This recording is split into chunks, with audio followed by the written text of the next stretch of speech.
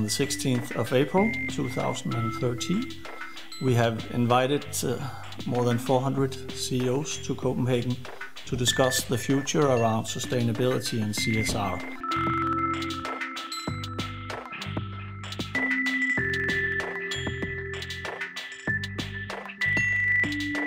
We believe in that by doing good for the world, you also do good for your business. So we have a business mindset when it comes to social responsibility.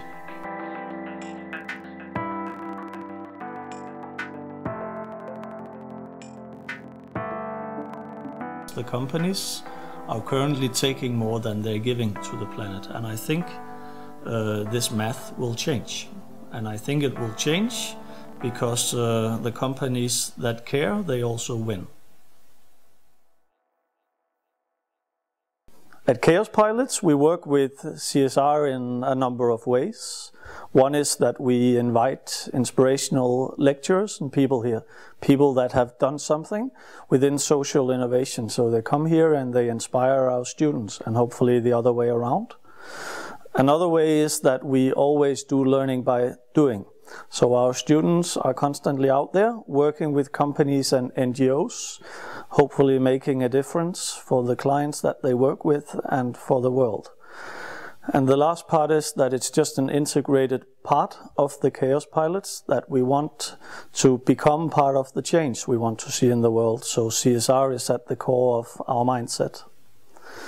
For me personally, I work with CSR in a number of ways. I have co-founded a non-profit called You Me Family, and one of the children in the family is a CSR event named Who Cares Wins. It's an event for CEOs and head of CSR at the biggest companies in Scandinavia. We invite them to Copenhagen one time a year, and here we talk in depth about walking the talk when it comes to CSR. So what are they doing now? How can they develop further? And how can it benefit the people working for the company and the bottom line, and not least the planet? So it becomes profit, purpose, planet combined, what you also call the triple bottom line. And then in my personal life, well, I think I'm no better than all other people. Sometimes I drink water from a bottle where I should have just taken it out of the clean drinking water from the tap. And in other cases, maybe I could have used another kind of electricity or whatever. So I try to think about it. I try to act in a sustainable way, care about the environment, but I also fail. And that's also an integrated part of CSR. You're always on your way towards something better. You're never at the goal. So it's a constant journey and a progress. So that is the case for me, it's the case for the foundation, and it's the case for the KaosPilots.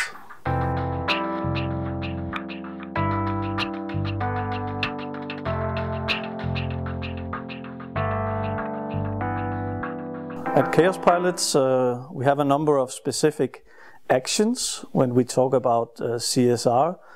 It can be very simple things, as in limiting the number of prints that we hand out to the students. It can be setting the printer to printing on both sides of the A4 sheet. It can sound almost silly, but it's actually not. If all organization companies start one place like this, we can limit the waste of paper. The same applies to, I think, for many of the students, how they live their life. They focus very much on organic, ecological food, and this is not to say that they are or we are in any way better than other people, other educations, other companies. But it's a clear part of our mindset that we want to take social responsibility, and we feel obligated to do so, but we also see benefits in this. It will differentiate the education from other educations. It will make the students leave here with a mindset that's maybe ahead of some of their competitors when they're out there on the job market. And for us also, when we work with sustainability and CSR, it opens up our minds to new solutions to complex problems. And that's what KaosPilots is all about. It's looking out there at the world, understanding or trying to understand the complexity, and then coming up with sustainable solutions to the problems that the world faces. So yeah, it's part of the core of why we are here.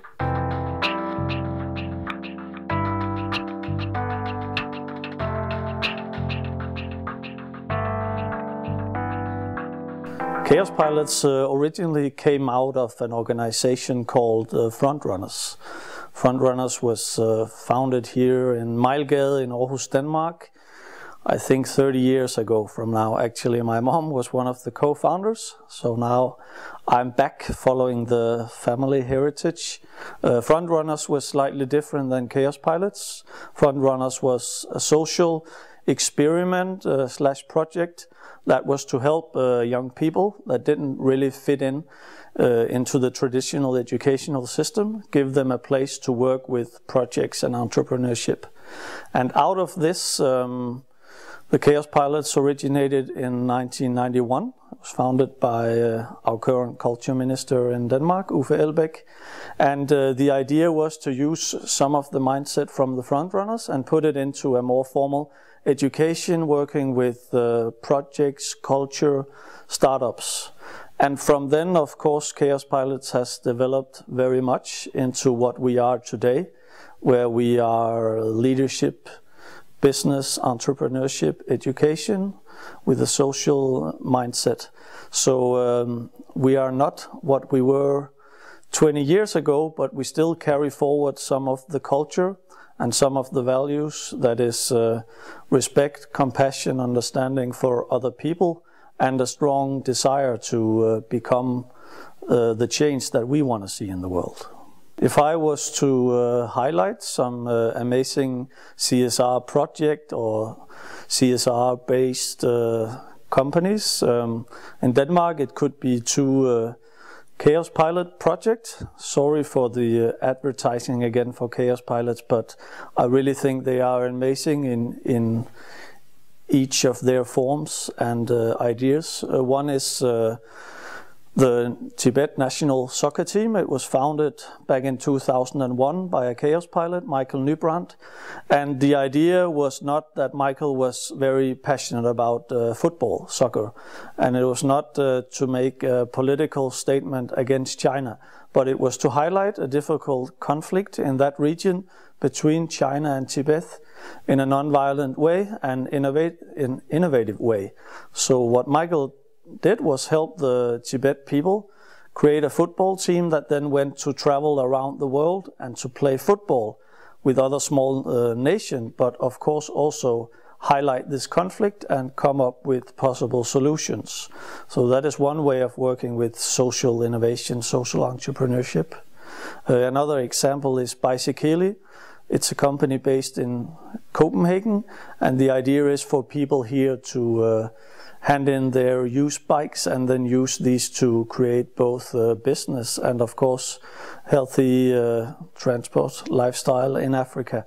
And this is a way to create a business around a higher purpose.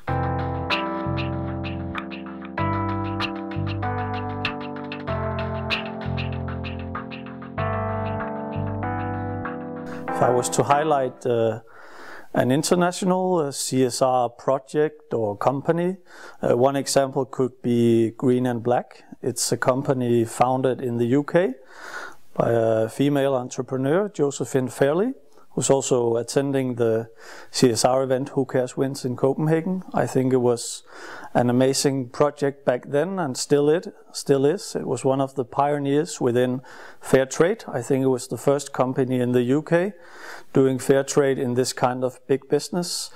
And it was also one of the first global brands in the world to work with fair trade, and that is to have a social mindset in how you do business. So Josephine Fairley really proved that you can combine purpose with profit and planet. It's not just something we talk about and say it would be nice in the ideal world. You can actually do it if you have CSR at the core of your business.